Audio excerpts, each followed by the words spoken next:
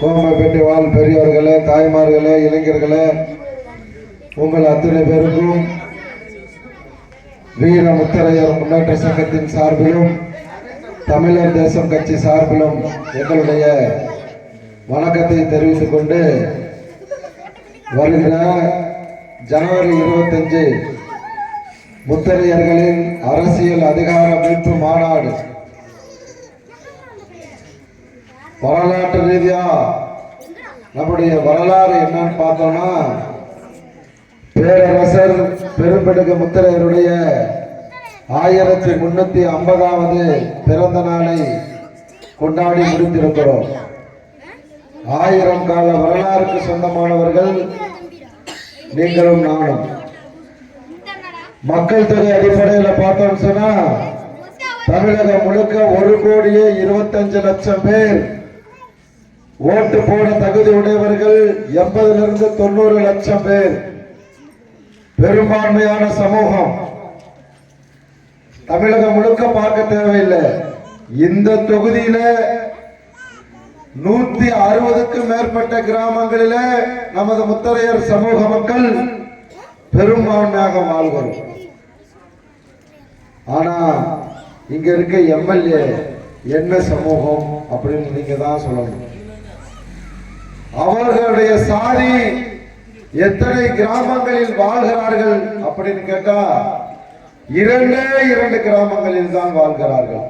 அவர்கள் இந்த நத்தம் தொகுதியினுடைய சட்டமன்ற உறுப்பினராக இருக்கிறார்கள். இதே நிலைதான் தமிழகம் முழுக்க. இது ஏன் இந்த நிலை? இந்த நிலைக்கு காரணம் யார்? இங்க இருக்கக்கூடிய வாக்களிக்க தகுதியுடைய அத்தனை பேருமே இந்த சமூகம் இந்த நிலைக்கு இருப்பதற்கு காரணம் நீங்க தான் அப்படின்னு ஒரு பெரிய பகிரங்கமான குற்றச்சாட்டு அவங்க மேல வைக்கிறோம். நாடார் பெரும்பான்மையாக இருந்தால் அதிமுகவிலும் திமுகவிலும் நாடாருக்கே சட்டமன்ற, பாராளுமன்ற, உள்ளாட்சி பிரதிநிதி ஆவதற்கான வாய்ப்பை ஒரு மாவட்டத்தில் அதிமுகவும் திமுகவும் வழங்குகிறார்கள். வன்னியர்கள் பெரும்பான்மையாக ஒரு மாவட்டத்தில் இருந்தால் வன்னியர்களுக்குத்தான் மாவட்ட செயலாளர், மந்திரி, சட்டமன்ற உறுப்பினர், பாராளுமன்ற உறுப்பினர், உள்ளாட்சி பிரதிநிதிகள் என அத்துணை பேருமே வன்னியர் சமூக மக்களுக்கு அதிமுகவும் திமுகவும் கொடுக்குது. அப்போ அதே நிலைப்பாடுதானே முத்தரையர்கள் பெரும்பான்மையா இருக்க பகுதியில் பண்ணணும். ஆனா அதிமுக என்ன செஞ்சிருக்கு? முத்தரையர் பெரும்பான்மையா இருக்க தொகுதியில சிறுபான்மை சமூகத்தை நிப்பாட்டுது. இது அவர்களுடைய தைரியமா, அவர்களுடைய தைரியமான முடிவான்னு கேட்டா, நாம இங்க பலகீனமார்களா இருக்கோம். யாரை நிறுத்தினாலும் வாக்களிப்போம். வாக்களிச்சுட்டு சுடுகாட்டுக்கு பாதை இல்லை, நாடு சுதந்திரம் அடைஞ்சு 75 வருஷம் ஆச்சு, எங்க ஊருக்கு தண்ணி வரல, நாடு சுதந்திரம் அடைஞ்சு 75 வருஷம் ஆச்சு, எங்க ஊருக்கு ரோடு போட்டு 13 வருஷம் ஆச்சு, எங்க ஊருக்கு ரோடு போட்டதுல வனத்துறை அந்த ரோட்டை நிப்பாட்டுறாங்க, எங்க ஊர்ல பிள்ளைங்களை கூட்டிட்டு போய் பால்வாடிக்கு 3 கிலோமீட்டர் நடந்து போய் விடுறோம், எங்க ஊருக்கு பால்வாடி வேணும். இதெல்லாம் அடிப்படை தேவை. இதை கூட பூர்த்தி செய்ய மனம் இல்லாத, நம்மளை ஏளனமாக பார்க்கிற, நம்மளை மனிதனா கூட மதிக்காத ஒருத்தருக்கு தான் நம்ம உள்ளாட்சி பிரதிநிதியா, சட்டமன்ற உறுப்பினரா, பாராளுமன்ற உறுப்பினராவதற்கான வாய்ப்பை வழங்கிவிட்டு நாம் போகும்போது எல்லா கிராமத்திலையும் தாய்மார்கள் என்கிட்ட சொல்லலாம். அதுக்காக தான் நாங்க இருக்கோம். உங்களுடைய அடிப்படை தேவையில்லை, என்ன தேவையா இருந்தாலும் பூர்த்தி செய்வதற்காக தான் அதிமுகவுக்கு திமுகவுக்கு நிகர தமிழர் தேசம் என்கிற கட்சியை கட்டமைத்துக் கொண்டிருக்கிறேன். கட்டமைத்து உங்க ஊர்லையும் பொறுப்பாளர் போட்டிருக்கேன், விஜயகுமார. இந்த பகுதியில தம்பி விஜயகுமார் தான் உங்களுக்கான பொறுப்பாளர்.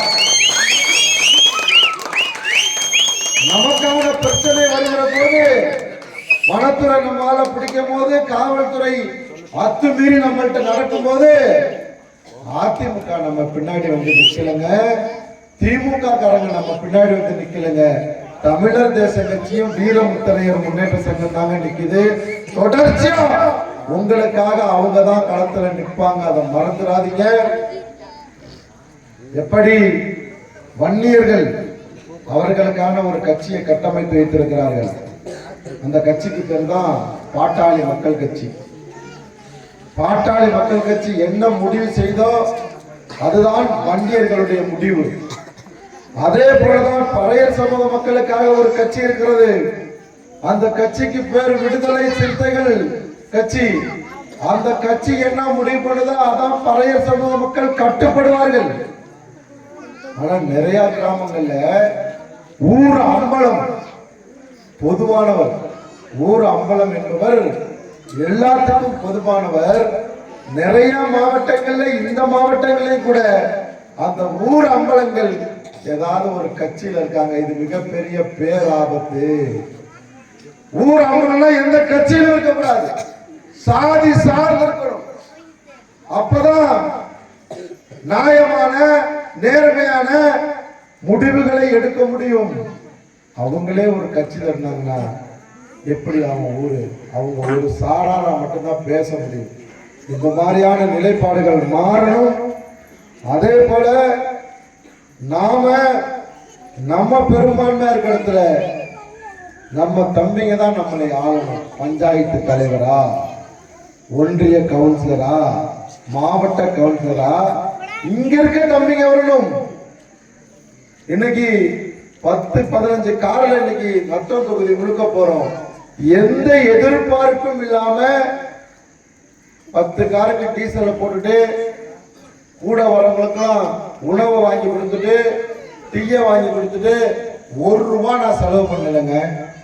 1 ரூபாய் நான் செலவு பண்ண மாட்டேன். எந்த மாவட்டத்துக்கு போனாலும் அங்க இருக்க தம்பிங்க தான் பிறந்த முத்தரையர் சாதி மேல உள்ள பற்றால என் கூட வர்றான்.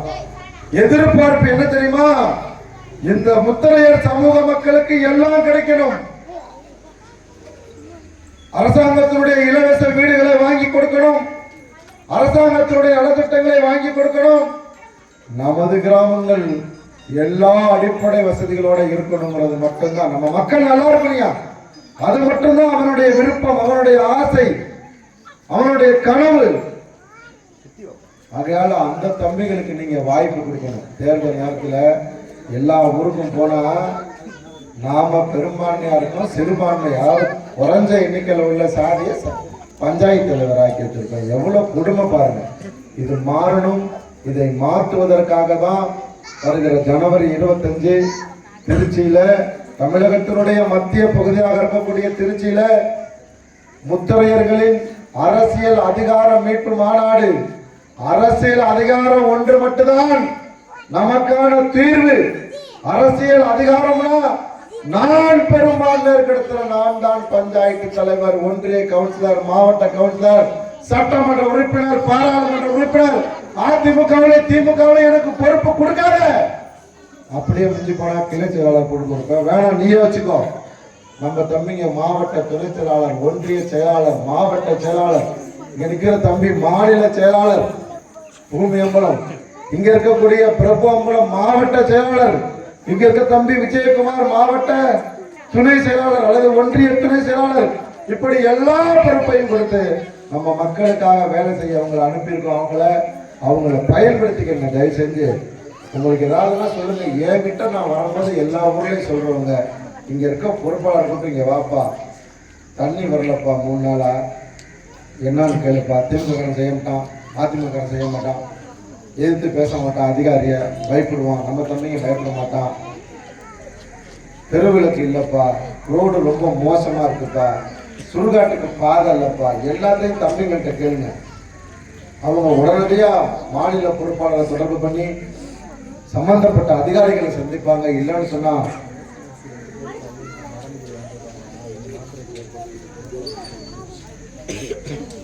இங்க இருக்க ரேஷன் அரிசி வாங்குறதுக்கு 2 கிலோமீட்டர் தூரம் போறீங்களா?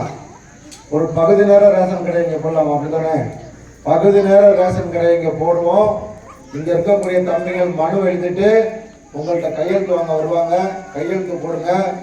நீங்க கையெழுத்து மட்டும் போடுங்க, ஆர்ப்பாட்டம்லாம் செய்ய தேவையில்லை, நடக்கும். இங்க தமிழ்நாட்டிலே அதிக ஆர்ப்பாட்டம் போராட்டங்களே தமிழக தேசம் கட்சி எங்க நடத்துதுன்னா உங்க மாவட்டத்துல உங்க நத்த தொகுதியில் நடத்துது. அதை வாங்கி கொடுத்துறோம். 2 கிலோமீட்டர் நீங்க நடக்க தேவையில்லை. தாய்மார்களை இங்கேயே அதை மாற்றுறதுக்கான ஏற்பாடுகளை செய்வோம். முழு ஒத்துழைப்பு கொடுங்க. அதே மாதிரி மாநாட்டுக்கு எல்லாரும் ஜனவரி 25 ஞாயிற்றுக்கிழமை தான் வாங்க.